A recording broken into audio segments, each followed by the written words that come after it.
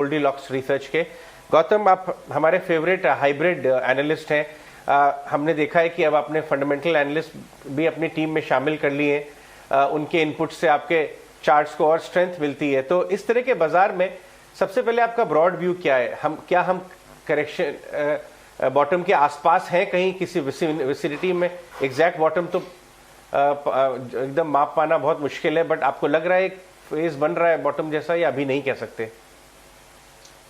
Good morning Ajay ji and thanks for having me. Well देखिए, ये जो फॉल है ये कभी ना कभी तो होता ही, क्योंकि हम 20 महीने से देख रहे हैं कि हर बार एक छोटी सी करेक्शन आती है, 5%, 7%, 10%, और उसके बाद इमीडिएटली मार्केट घूम जाता है और फिर नई नई हाइस की ओर चला जाता है। तो ये एक ट्रेंड रहा है पिछले 20 महीनों का।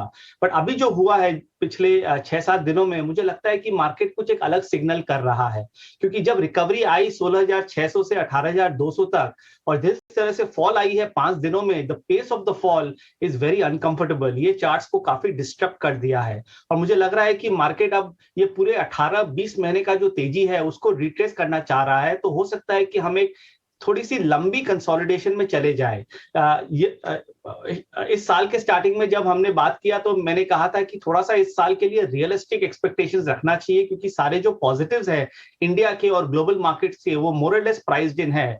और जिस तरह की यूएस मार्केट्स की अभी मूवमेंट थी पिछले 2 हफ्तों में, मुझे लगता है कि this will not help the Indian markets at all. So थोड़ा सा मार्केट एनवायरनमेंट थोड़ा चैलेंजिंग रहेगा। हाँ, शॉर्ट टर्म में मार्केट थोड़ा ओवरसोल्ड है, 16,900 के आसपास अच्छी सपोर्ट है, यहां से एक रिकवरी आएगी। हो सकता है कि हमें 17,300 और मैक्सिमम 17,600 एक रिकवरी मिल जाए, बट ओवरऑल बेसिस पे आई थिंक मार्केट अभी भी शॉर्ट टर्म एक डाउन ट्रेंड में है, और लगता है कि नवंबर का जो लो था वो वापस एक बार धीरे धीरे टेस्ट हो सकता है। तो इमीडिएट रिकवरी मुझे लगती नहीं है, ऐसी कोई मेजर साइंस है नहीं। और मेरा ये प्रॉब्लम है कि जो ब्रॉडर मार्केट्स है, स्मॉल कैप्स और मिड कैप्स, उसके चार्ट स्ट्रक्चर्स काफी खराब हो गए हैं। और जिस तरह का स्मॉल कैप इंडेक्स में हाई था, और जिस तरह से पेनी स्टॉक्स चल रहे थे एक महीना पहले, वो एक बस थी, एक उनके बारे में, ये सब रेड फ्लैग्स थी। तो अगले हो सकता है कि 2-3 महीने मार्केट एक लार्ज रेंज में रहे। अगर आप रेंज के बारे में पूछे तो नीचे में 16,000, ऊपर में 18,000, और इस रेंज में अगर मार्केट स्पेंड करके कंसोलिडेशन करे before the next leg up, I think that is the best possible scenario. बहुत अच्छी बात बोली आपने गौतम कि नियर टर्म में एक शॉर्ट रिबाउंड, एक शॉर्ट, क्योंकि ओवरसोल्ड टेरिटरी से तो रिट्रेसमेंट पॉसिबल है, लेकिन आप प्रीवियस लोज के टेस्ट होने को रूल आउट नहीं कर रहे हैं। तो इस साल कोई जल्दी नहीं है कि आप पूरा पैसा एक साथ डाल दें। परहैप्स फेज्ड बाइंग बेटर रहेगी। आपने पेनी स्टॉक्स और विदाउट फंडामेंटल वाले स्टॉक्स के बारे में बहुत अच्छी बात बोली। इनफैक्ट व्हाट्सएप पे एक मजाक भी चलता था कि कचरा खिलेगा, तब तक तो समझ में आता था, लगान का एक डायलॉग था, लेकिन अब लोग शाबाश कचरा भी करने लगे थे, क्योंकि उनको पेनी स्टॉक्स में जो गेन्स बन रहे हैं उसमें ज्यादा मजा आने लगेगा था। एनीवेज, लेकिन जो फंडामेंटली स्ट्रॉन्ग स्टॉक्स हैं, जहां पे अर्निंग्स और कैश फ्लोज बहुत स्ट्रॉन्ग हैं, आपने प्राइवेट सेक्टर बैंक्स देखे, आपने रियल एस्टेट स्टॉक्स देखे जहां पे वॉल्यूम्स और अर्निंग्स काफी अच्छी हैं, उनमें से कोई बास्केट बनाना क्या उचित होगा जहां पे करेक्शन आ जाए 20-25%, लेकिन अर्निंग्स एक्चुअली इंप्रूव ही होती चली जा रही हैं? कुछ आपके नाम आते हैं आपके मन में? देखिए, सबसे पहले तो ये समझना जरूरी है कि इस मार्केट में आपको कहां पोजीशन होना है, कि आपको मिड कैप्स और स्मॉल कैप्स में पोजीशन होना है कि लार्ज कैप्स में पोजीशन होना है। पिछले 18 महीनों में मिड कैप्स और स्मॉल कैप्स ने इंडिसेस से बेटर रिटर्न दिया, और ये एक थीम थी, चाहे वो ए ग्रेड मिड कैप हो, बी ग्रेड हो या सी ग्रेड हो। बट अब जिस तरह का मार्केट एनवायरमेंट है, मेरे हिसाब से ब्रॉडर मार्केट से एक लंबी सी करेक्शन में चली जाएगी, कंसोलिडेशन में चली जाएगी। वो ज्यादा कुछ नहीं करेंगे, सिर्फ क्वालिटी ब्रॉडर मार्केट स्टॉक्स अच्छा रहेंगे। तो आपको टॉप 50 मिड कैप और टॉप 50 स्मॉल कैप में रहना है। बट द रियल अपॉर्चुनिटी मेरे हिसाब से लार्ज कैप्स में रहेगी। तो अगले 2-3 महीनों में या 6 महीनों में जो टॉप 50, टॉप 100 लार्ज कैप्स है, जो कई कंपनी जो आपने रेफर किया, जैसे बैंक्स हुए, जहां पर ICICI bank, SBI, axis bank, हमारे हमेशा से फेवरेट्स रहे हैं। रियल एस्टेट कंपनीज, मैं हमेशा से बोलते आया हूं पिछले 6-8 महीनों में कि एक स्ट्रक्चरल स्टोरी है।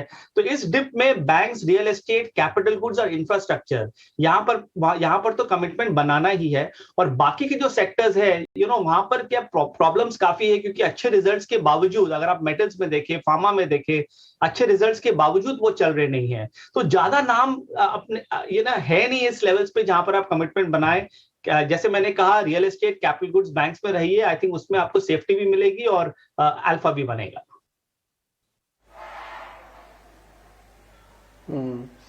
गौतम, बहुत शुक्रिया 18 आवर्स स्वदेश को समय देने के लिए। जैसे आप ये भी कह रहे हैं ना, थोड़ा सिलेक्टिव होना पड़ेगा, और आपने जैसे बैंकिंग में आईसीआईसीआई का भी नाम लिया, ऐसे आप अभी जो सेक्टर हमको बता रहे हैं कि जैसे कैपिटल गुड्स है, इंफ्रा है, रियल एस्टेट है, क्या इनमें भी दो नाम आप बता सकते हैं? क्योंकि आपके सुनने के बाद मेरा पोर्टफोलियो तैयार हो सकता है। आप कह रहे हैं कि सिलेक्टिव भी होना चाहिए, सिलेक्टिव सिलेक्टर भी होना चाहिए, शेयर बता देंगे तो काम हो जाएगा।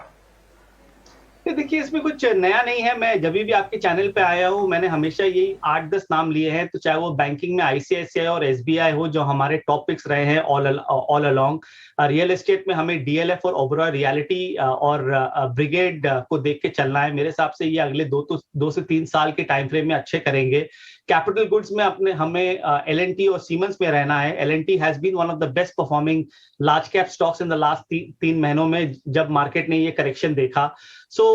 ये 3 सेक्टर्स में तो मुझे ये बेस्ट लगते हैं। और अगर आप रियल एस्टेट प्रॉक्सी की बात करें तो एचडीएफसी लिमिटेड अच्छा लगता है। टेलीकॉम की बात करें तो रिलायंस और भारती अच्छा लगता है। बजाज फाइनेंस डिप्स पे अच्छा लगता है। टाटा मोटर्स ऑटोज में अच्छा लगता है। तो अगर आप ये 8-10 स्टॉक के अगर आप बास्केट बनाएं तो बाजार कुछ भी हो जाए, जब भी स्टेबिलिटी आती है, मेरे हिसाब से ये स्टॉक्स आपको अच्छी रिटर्न देके जाएगी।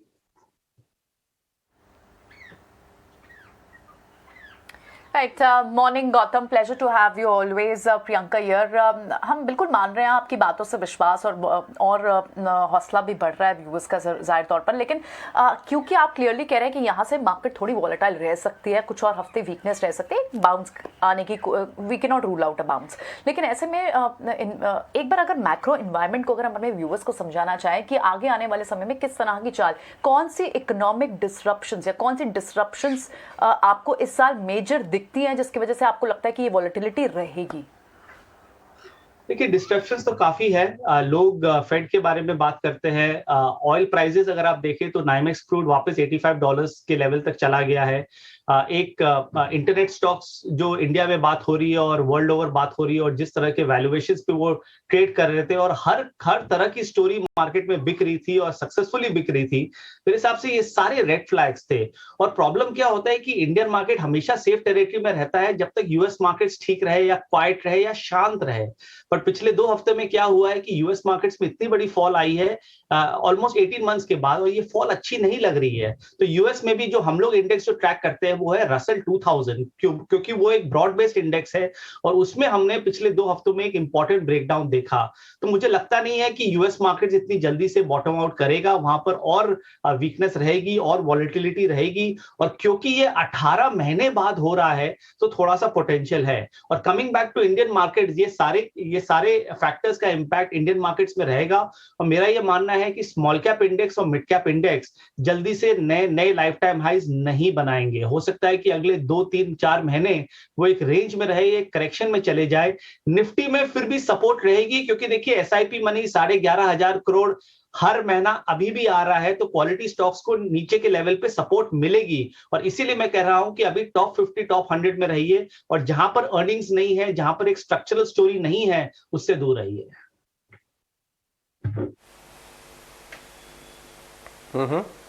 कुछ सेक्टर लीडर्स की बात करते हैं डिफेंसिव स्पेस में से। गौतम, डिवीज लैब करीब 55-5600 का हुआ करता था, अभी नीचे में 37-3800 दिखा दिया। विप्रो भी एक खराब नंबर, जबकि विप्रो बाकी सारे लार्ज कैप आईटी में काफी स्ट्रांग फंडामेंटल रहा, खराब नंबर और 750 वाला ऑलमोस्ट 550 की तरफ 600 की तरफ आ गया था। इन दोनों के चार्ट्स पे आपको क्या लगता है, क्या ये भी ऑल्सो अटेम्प्ट किए जा सकते हैं पोर्टफोलियो के लिए? देखिए, मार्केट की यही खासियत है कि जब हम फंडामेंटल्स के बारे में बात करते हैं और 3 साल होल्डिंग पीरियड और 5 साल होल्डिंग पीरियड के बारे में बात करते हैं, हर कोई वॉलेटिलिटी हैंडल नहीं कर सकता है।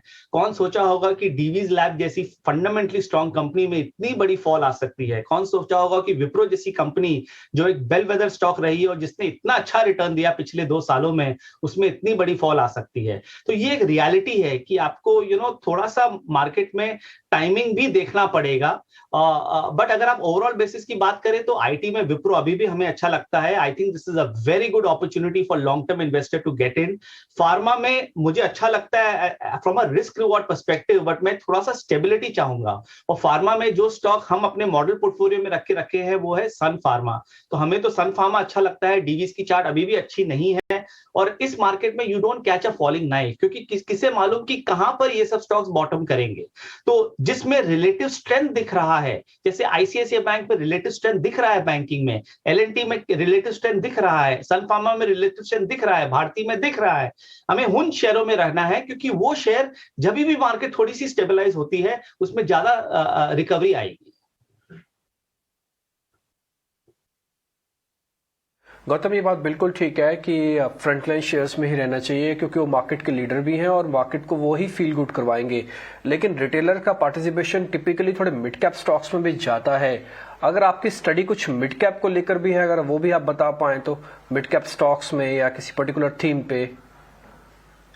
देखिए सच कड़वा है, मगर अगर मिड कैप और स्मॉल कैप इंडेक्स के अगर आप वीकली चार्ट्स देखें तो वो काफी खराब हो चुके हैं पिछले एक हफ्ते की फॉल में।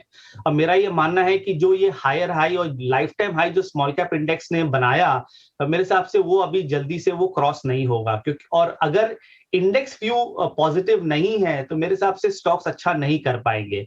बट स्टिल मैं आपको 2-3 थीम्स बताता हूं जो अगर किसी का 1 साल से 3 साल का टाइम फ्रेम है तो उसमें कमिटमेंट बनाना चाहिए। सो शुगर और एथेनॉल का थीम है, ऑटो एंसिलरी का थीम है, ईवी का थीम है, टेक्सटाइल का एक थीम है, डायग्नोस्टिक एक थीम है। तो ये 3-4 जो पॉकेट्स है, इसमें इस फॉल में आप कमिटमेंट बनाइए, but with a time frame of 1 to 3 years. But mid caps और स्मॉल कैप्स में कोई भी स्टॉक ऐसा है जिसमें रिलेटिव स्ट्रेंथ नहीं हो या जिसमें अर्निंग्स नहीं हो, उससे प्लीज दूर रहिए, क्योंकि कई शेयरों के हो सकता है भाव ही नहीं आए। तो केयरफुल रहना बनता है। लेट द मार्केट स्टेबलाइज, उसके बाद अब हम मिड कैप्स में हो सकता है बजट के बाद ध्यान दें। राइट गौतम, बजट की अगर बात कर रहे हैं तो आपकी एक्सपेक्टेशन क्या है? अब कई सारी बातें निकल कर आती हैं, डिफेंस के लिए एक बूस्टर हो सकता है, कैपिटल एक्सपेंडिचर पे जाहिर तौर पर वील आल्सो वॉच आउट की गवर्नमेंट के क्या इस बार स्टेप्स रहते हैं, लेकिन आप किन सेक्टर्स के लिए एक कोई पॉजिटिव सरप्राइज एक्सपेक्ट कर रहे हैं? कौन से सेक्टर्स पर आपका खास फोकस होगा? देखिए, since I am a technical analyst, मैं बजट पे उतना ध्यान नहीं देता हूं, क्योंकि हमारे लिए तो एक सिंपल बार है। बट अगर पिछले साल की बात करें तो बजट के पहले 6 दिन के लिए मार्केट ने 1000 पॉइंट का फॉल देखा और बजट ने वो टर्न अराउंड करा दिया। अब ये वापस होता है कि नहीं, मुझे तो थोड़ा सा डिफिकल्टी लग रहा है। बट मैं डेफिनेटली रियल एस्टेट सेक्टर और कंजम्पशन थीम, इंडिया का जो कंजम्पशन थीम है, उसके ऊपर मैं थोड़ा सा ध्यान दूंगा बजट पे। और मुझे लगता है कि वहां पर कुछ advantages, auto stocks, textile stocks, I think ये जो सेक्टर्स है जो मैंने कहा, मैं उस पर थोड़ा सा ध्यान दूंगा। मगर budget I am sure will bring in volatility, क्योंकि जिस तरह का ग्लोबल एनवायरनमेंट है, बजट उतना इंपॉर्टेंट रहा नहीं इंडिया के लिए। I think on a daily basis global factors I think ज्यादा इंपॉर्टेंट रहेंगे।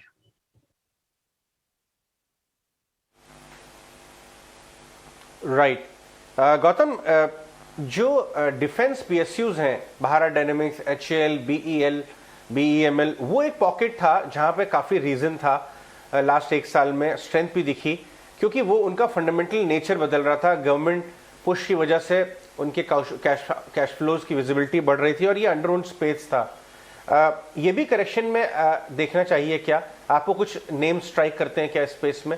PSUs, mainly defence PSUs. हाँ, डिफेंस पीएसयू तो अच्छे लगते ही है। इनफैक्ट बीईएल तो हमारा फेवरेट रहा है पिछले 12 महीनों में। और पीएसयू एज अ बास्केट मेरे हिसाब से एक वापस उसमें फ्लेवर आएगी, क्योंकि एक तो डिविडेंड यील्ड एंगल इतनी स्ट्रांग है, और अगर आपको कोई सेफ स्टॉक्स लेना है इस लेवल्स पे, तो काफी जो पीएसयू स्टॉक्स है across the board, I think मेरे हिसाब से वहां पर बहुत अच्छी अपॉर्चुनिटी है, because your dividend yields are excellent, room to fall is not there. But जरा सा भी अगर मार्केट स्टेबल होता है, और गवर्नमेंट की तरफ से इसमें ऑब्वियसली काफी हलचल हो रही है, तो पीएसयू एक ऐसी बास्केट है जो वापस आ सकती है। पीएसयू बैंकिंग में हमें हमेशा से एसबीआई और कैनरा बैंक अच्छा लगा है, बीईएल, बीईएमएल हमेशा से अच्छा लगा है, आरईसी, पीएफसी अच्छा लगा है। इस सब में हो सकता है कि बड़ी तेजी नहीं बनी हो, बट देन ओवरऑल आपको आपके पोर्टफोलियो को ये स्टेबिलिटी देती है। सो हाँ, मेरा ये मानना है कि थोड़ा सा एक्सपोजर पीएसयूज में या तो फंड के थ्रू या डायरेक्ट इक्विटी करके चलना चाहिए। आई थिंक अगले 6 से 12 महीनों में ये अच्छी रिटर्न देनी चाहिए। राइट गौतम, क्योंकि डिजिटाइजेशन के इस थीम पर हमने देखा कि कई सेक्टर्स में बाउंस बैक आया, अच्छा मूव दिखा, अच्छा पैसा भी बना इन्वेस्टर्स का, लेकिन अभी भी आपको बाय नाउ पे लेटर या फिर ऐसे सेक्टर्स जो टेक्नोलॉजी अडेप्टेशन कर रहे हैं, यहाँ पर कितनी वेल्थ क्रिएशन लगती है? देखिए प्रॉब्लम क्या है कि सारे जो पॉजिटिव्स है ना वो सब डिस्काउंटेड है। आजकल के बाजार में मार्केट जो 3 साल बाद होने वाला है ना वो मार्केट आज डिस्काउंट कर देता है। 5 साल 7 साल पहले हम सोचते थे कि मार्केट 6 महीना या 1 महीना आगे डिस्काउंट कर रहा है। तो क्वेश्चन ये है कि मार्केट कितना आगे तक डिस्काउंट कर चुका है। और मेरे हिसाब से काफी जो ये इंटरनेट स्टॉक्स है और आईटी स्टॉक्स है, जो आईटी की इतनी बड़ी थीम की बात हो रही है, वो सब कुछ डिस्काउंट हो चुका है। और अगर कोविड निकल रहा है दुनिया से और हमारे देश से, तो आई थिंक आईटी का जो एक टेलविंड था वो हो सकता है कि एक बार के लिए चला जाए। सो जिस तरह का सिनारियो है, मेरे हिसाब से ये जो इंटरनेट रिलेटेड स्टॉक्स है, नए जो आईपीओज है, इसमें बॉटम फिशिंग नहीं करना चाहिए, क्योंकि किसी को नहीं मालूम कि ये कहां जाके रुकेगा। ये सब ओवर ओन्ड है, ये सब फ्रेंजी में आए थे जब बाजार अच्छा चल रहा था, और इस सब में किसी को भी माथा नहीं। I will recommend your viewers to stay away from them. हो सकता है कि एक आध चल जाए, अच्छा रिबाउंड कर जाए, but I think secondary market को जो लिस्टेड स्टॉक्स है जिसमें 10 साल 15 साल 20 साल की हिस्ट्री है और जिसमें अर्निंग्स है, मेरे हिसाब से वो काफी बेटर है आज के चैलेंजिंग एनवायरनमेंट में।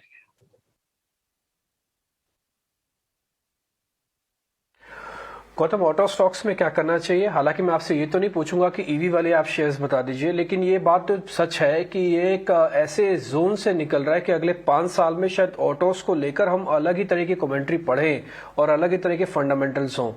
तो आपका ऑटो पे टेक क्या है? कौन सी अच्छी कंपनीज है जहां पे अभी भी बेटिंग की जा सकती है? देखिए ऑटो ओवरऑल बेसिस पे अच्छा लगता है। ईवी थीम तो है ही बहुत बड़ा। लोग इसके बारे में भी थोड़ा मजाक उड़ाते हैं कि ये काफी क्राउडेड हो गया है, बट मेरे हिसाब से ये स्ट्रक्चरल स्टोरी है इंडिया और वर्ल्ड के लिए, जो अगले 5 से 7 साल 10 साल में रहेगा। तो इसमें जो क्वालिटी कंपनीज है, टॉप में तो टाटा मोटर्स बहुत क्लियर फेवरेट है। I think the writing is on the wall, तो इसमें ज्यादा कुछ छानबीन करने की जरूरत नहीं है। अगर आप ऑटो थीम प्ले करना चाहते हैं as a direct proxy to the EV theme, तो Tata Motors I think is one of the better stocks to invest into from a 6 to 12 month time frame. So ये जो मार्केट फॉल है, ये मेरे हिसाब से अच्छी अपॉर्चुनिटी है। बाकी ऑटो स्टॉक्स में अभी भी उतनी क्लैरिटी है नहीं। जैसे आप हीरो मोटो को देखें या बजाज ऑटो को देखें या मारुति को देखें, अभी भी एक ब्रॉडर रेंज में है। But I think if I have to pick 2 stocks, it would be Tata Motors और महिंद्रा एंड महिंद्रा। मेरे हिसाब से ये 2 स्टॉक्स काफी अच्छे करेंगे अगले 1 साल में।